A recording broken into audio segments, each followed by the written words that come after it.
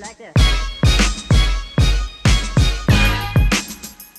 I like this. Well, hello everyone, and welcome to another episode of Councilman's Corner with Joe Green, your councilman here in the city of Vista. Now, before we start, if you haven't checked out the special episode that we filmed with Congressman Mike Levin, please go back and watch that episode. Although it's 40 minutes long, I guarantee you that every minute of that is intriguing and insightful. It'll let you know what's going on in our community and what type of funding we've been able to get in the city of Vista and in our surrounding areas. So make sure you subscribe to the YouTube channel at Joe Green 760 and go back to that YouTube channel and watch the special episode with Mike Levin. Now, before we get into everything that happened on the consent calendar and the discussion items and the public hearing, I want to talk about something amazing, our Vista Chamber of Commerce. Now, our Vista Chamber of Commerce just celebrated their 100th birthday. 100, confetti, balloons, fireworks, woo! Lucky for them, we love them, and they love us, lucky for us. Do you know without the Chamber of Commerce, we wouldn't even have a city of Vista? The city of Vista is only 60 years old, which means before we had a city, we had businesses and we had commerce. And our Chamber of Commerce, which I found out by this proclamation we gave them, had done so much in order to make Vista become the city that it is today. So we went ahead and proclaimed June 13th in the city of Vista as Vista Chamber of Commerce Day in the city of Vista. Now, I'm hoping that no chamber members broke any speed laws or did anything, whatever, but it was your day. So I hope that you had a lot of fun. So thank you so much, Vista Chamber of Commerce, for all you've done, and happy 100th birthday. You don't look a day over 99. With that said, I told you we love giving stuff away here at Councilman's Corner. This week is no different. And lucky man this week is a gentleman by the name of Edison Lim. Edison Lim is one of our newest YouTube subscribers. And if you really want to win these drawings, you gotta subscribe to the YouTube channel at Joe Green 760. So congratulations, Edison Lim. I'll be reaching out, getting you a custom Vista hat and also some tickets to the Moonlight Playhouse here in the city of Vista. If you haven't seen a play at the Moonlight, we're putting out Broadway quality shows at really affordable prices for the whole family. So come to Vista and check it out. Moving on to business. We had a council meeting last week, and there was a good amount of things that went on at that council meeting. I actually had to take notes to make sure that I didn't miss anything for this episode. So we're going to get right into it. As I said when we initially started this, the three big areas of any council meeting agenda are the consent calendar, the public hearings, and the discussion items. So we're going to get right into the consent calendar. There was really only 2 items out of 11 that were too controversial or that were determined to be controversial that we went ahead and pulled and discussed. So Councilmember Contreras pulled item number C8 from last week's agenda, and C8 has to do with the Surplus Land Act and surplus land that we have here in Vista.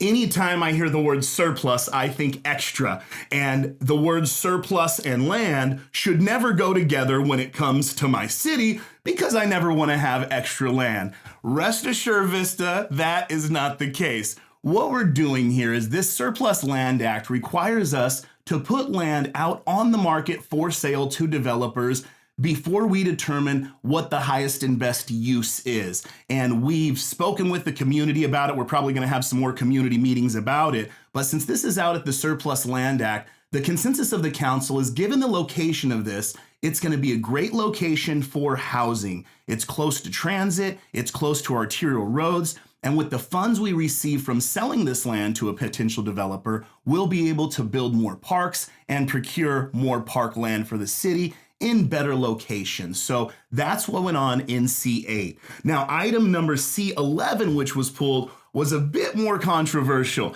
Now, I've been sitting on this council for almost 7 years, and we all are allowed to appoint our own commissioners to the different commissions throughout the city. We have a youth commission, which if you're in high school and you're looking for something great on your resume, reach out to Kathy Valdez and apply for the youth commission. We got traffic commissions, tax oversight commissions, planning commissions.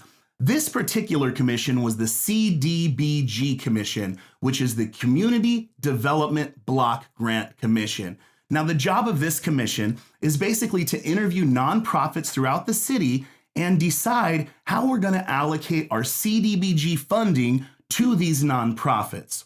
Now, the CDBG funds are allocated to us from the state, and we're required to give a certain percentage of that back to the community. So this particular commission was the CDBG. Reason I wanted to get into it is so you know why I was upset. Now, I typically don't get upset at council meetings, but Councilmember Contreras pulled item number C7. She actually approved Councilmember O'Donnell's appointment and Councilmember Melinda's appointment to their commission, but she denied the mayor's appointment to the CDBG commission. And that person who was supposed to be appointed was Denise Barragan. And Denise Barragan's a good friend of mine. She's a member of the Vista Chamber of Commerce, owns J&R Auto Body, and has done a ton of volunteer work here in the city. So if you watch back the meeting, you'll see I got a little heated, but I did make sure that Denise knew we appreciate you applying for this commission. I hope it comes back to us again, and I can fight for you to be a volunteer on the commission again. At the end of the day, we need community members and volunteers to give us input on how to best spend city funds. The logic that was given was that it was political. I understand Denise has decided to run for office in Councilmember Melendez's district, but that should never be a reason to not let somebody serve on a commission. So hopefully moving forward, we can put a positive spin on this and maybe get Denise to serve on something else. So I do have a traffic commission availability. Anybody who wants to apply for my traffic commission, email joegreen@cityofvista.com, and I will go ahead and get you interviewed, and you can help fight traffic in the city of Vista. With that, everything was kind of, I don't know what you say, hunky-dory or super awesome when it comes to public hearings. Nothing controversial, all just collecting fees, levying assessments. Now, the city works through the fiscal year, which goes from July 1st to June 30th. So at the end of June, we have to close out our books. So a lot of those public hearings went super quick. The only public hearing we took time with at our actual meeting was the one about food trucks. Pew, pew, pew, pew. That's right, food trucks, Vista. Now, we've had a municipal code that really handcuffs food truck drivers from coming into the city and providing their services. The food truck industry has exponentially grown over the past 10 years. From 2013 to 2023, it's literally grown by about 500%.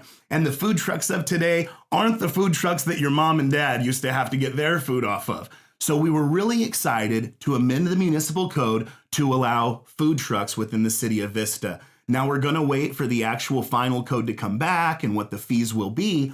But what this allows for is for startup businesses who can't afford a brick and mortar location, which can sometimes be in excess of $100,000 or $200,000. An actual food truck sometimes can be started $25,000 to $50,000, and that's a really good foot in the door for the restaurant industry. So we're hoping that maybe we can even come up with a food truck festival here in Vista eventually, or maybe even have a little food truck court where we rotate through different food trucks at a set location. So know that food trucks are coming to Vista, and I love food. I'm an equal opportunity food eater, so I will make sure whatever food trucks we get are pretty amazing. At the end of that meeting, we had two discussion items, and I know I'm spending a little more time recapping the meeting, but I feel like here at Councilman's Corner, this is where you're really going to find out what's going on in the city. And this is my call to action to get you to come to a council meeting, maybe send an email. You can actually now comment virtually. So you don't even have to show up at council meetings to voice your opinion anymore. So if you want to know how to do that, get on the City of Vista's website, and there's actually a Zoom link to all of our council meetings now. You can simply raise your hand and comment on any item. More water. If you haven't thought about saving chubby unicorns, go to the San Diego Wild Animal Park because they are saving chubby unicorns. All right, discussion item 1. So I did kind of fly over this because this is the CIP project list, the capital improvement projects that we have going on in the city of Vista. I found out after I filmed our Councilman Corner episode that this was my last opportunity to avoid having a roundabout installed on Beaubier Avenue here in Vista. Now, Beaubier Avenue comes all the way from East Vista Way. It turns into Oceanside Boulevard and actually goes all the way to the ocean. It is a very large arterial road. It's 4 lanes, 2 lanes on each side with a center turn lane. We've been having issues over the last 10 to 15 years with pedestrians illegally crossing on Beaubier. As a president of a PTA, I heard a lot of issues with kids who lived in the apartment complexes across the street and just families trying to get to the services where Northgate Market is and Domino's and Del Taco, and there really wasn't a crosswalk close to them, so they had been jaywalking. We'd been fighting to get a stoplight installed there, and it actually came as an approved CIP. The council that I'm working with now, which is a fantastic council, they have a different idea of what they want to do with traffic flow in Vista than what previous councils have wanted to do. I really feel like those arterial roads are a place where we want to be able to travel at reasonably good speeds to get home to our families. And we do have great areas for pedestrians. And in the event we wanted to put a crosswalk there, I felt that a stoplight was adequate public safety. We have had 2 fatalities at that area off Beaubier and Calle Jules at that crossing. So it is really crucial that we put something there from a traffic safety standpoint. So at the end of the day, I made my best case for why I thought we should have a stoplight there and not a roundabout. But at the end of the day, I was outvoted by a vote of 3-2. Councilmember O'Donnell, Councilmember Melendez, and Councilmember Contreras want to have roundabouts on Beaubier Avenue. So, with that said, we allocated $718,000 to build a roundabout on Beaubier and Calle Jules there in Vista. I anticipate within the next couple months it'll start and the community will find out about it.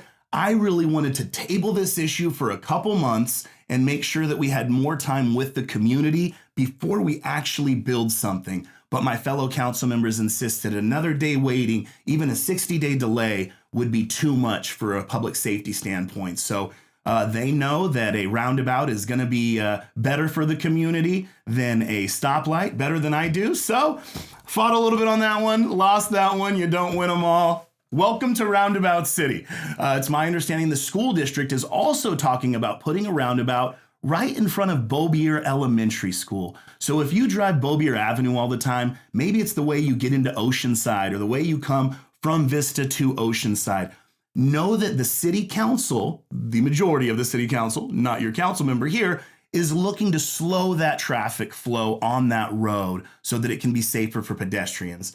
My contention with that is a road we all want to drive to and from on.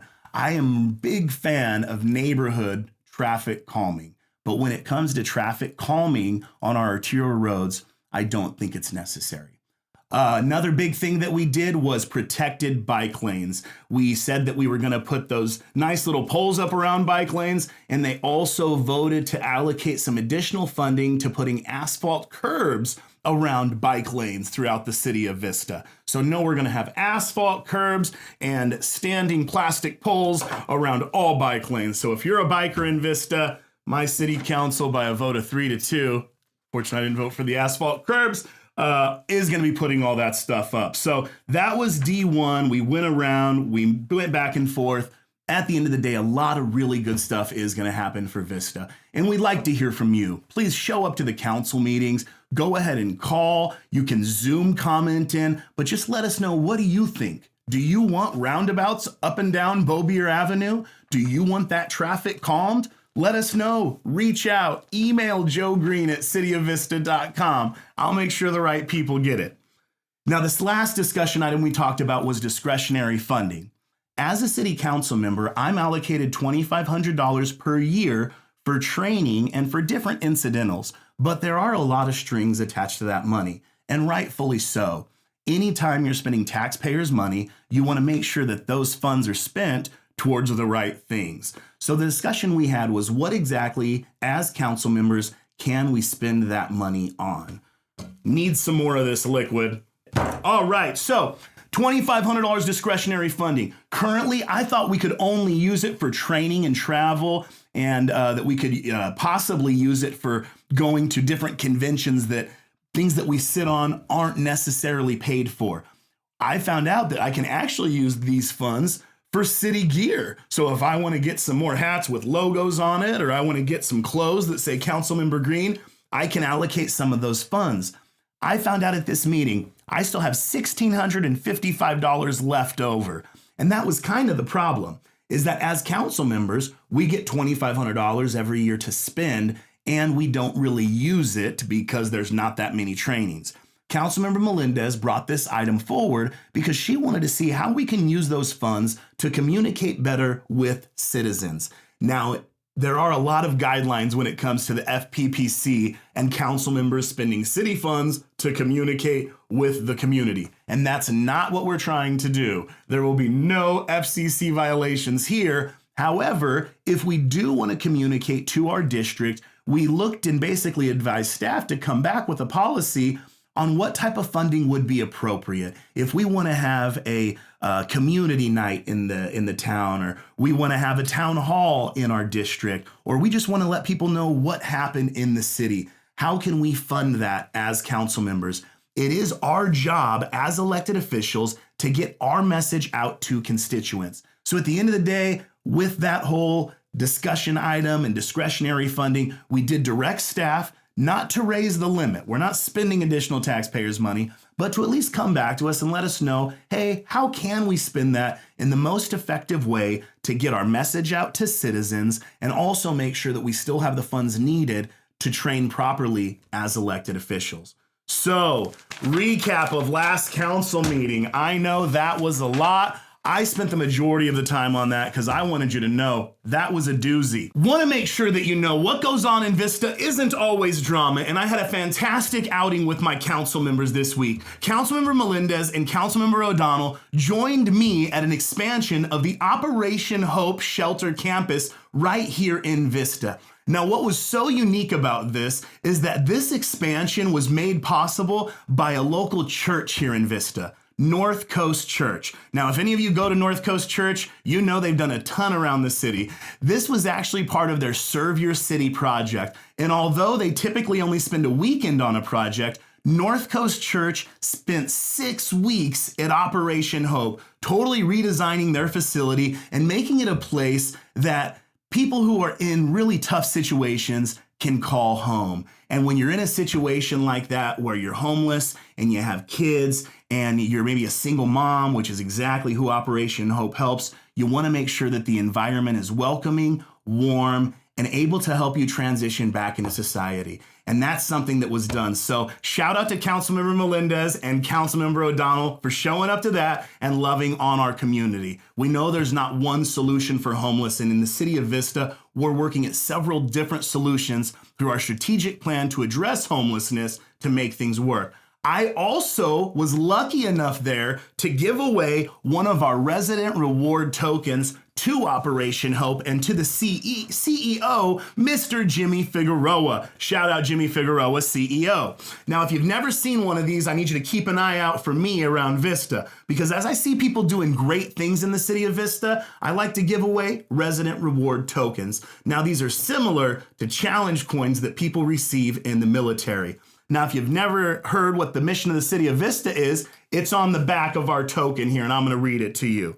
The city is dedicated to providing exceptional services, to improving Vista's quality of life, and to enhancing the uniqueness of the Vista community. Now, Operation Hope definitely provides amazing services, exceptional services, enhances the quality of life for several different people, and also improves the uniqueness of our community. So thank you, Operation Hope, and thank you for my council members for showing up. Also, Mayor Franklin and Councilmember Contreras, I see you guys out on the town all the time. Make sure you keep doing it. Congratulations to those Bill De La Fuente scholars. I saw Councilmember Melendez and Contreras at that event while we were celebrating the chambers. All right, so next time you see an episode of Councilman's Corner, it will be about what is going on in our city and what happened at our meeting on June 23rd. Real quick, I just want to let you know what's on that agenda. If you can't make it to the city council meeting, at least make sure you get the Zoom link and you call in and you comment. Even if it's just a comment about something from last week, we want to hear from you. So So the meeting on June 23rd is going to have 3 discussion items. We're going to talk about our parks need analysis. Super important. What do you want to see in a park? Do you want a dog park? Do you want a baseball field? Do you want a hockey arena? Do you want a soccer stadium? I don't know. We're having our parks need analysis take 2 talk on June 23rd. We're also going to be talking about minimum unit sizes for developments. Now, this was requested to be brought forward by Councilmember Melendez, so I'm looking forward to seeing her slideshow and her presentation on what exactly she'd like to accomplish with unit sizes. The smaller the unit, the more affordable. And maybe she's trying to get us additional affordable housing because we know housing is a crisis in Southern California. And as elected officials, we want to help bridge that gap. Now, the last thing on the discussion is spent fuel solutions at San Onofre Nuclear Generating Station. Our mayor actually put this on here. So if you haven't heard about the spent fuel at San Onofre Power Plant and what they're doing with it and where they're putting it, this is something that you'll definitely want to hear about. We don't really have anything else controversial on there. We're going to have our standard consent calendar items, Treasury's report, minutes from the last meeting. But really what we need at these meetings is you. We need you to show up, we need you to call in, and we need you to engage. The whole purpose of Councilman's Corner is to make sure you know what a city council member does and what's going on in your city. So please make sure that you reach out to me with anything that you need, any suggestions you have for the city, and please remain engaged and involved in the city of Vista. Like I say, our next meeting, Tuesday, June 27th at 5:30 at the Civic Center here in Vista. Please show up and be heard. I appreciate you watching Councilman's Corner today. Hopefully you enjoyed what you heard. Subscribe to our YouTube channel at JoeGreen760. Like us on Instagram. And if you haven't liked my man Zeke Corley's channel, A Different Day Radio, he puts all this together. Make sure you take care of A Different Day Radio. Once again, I'm Joe Green, City Council Member, District 2 in the City of Vista. I'm out, Vista. Stop recording, stop recording, stop recording.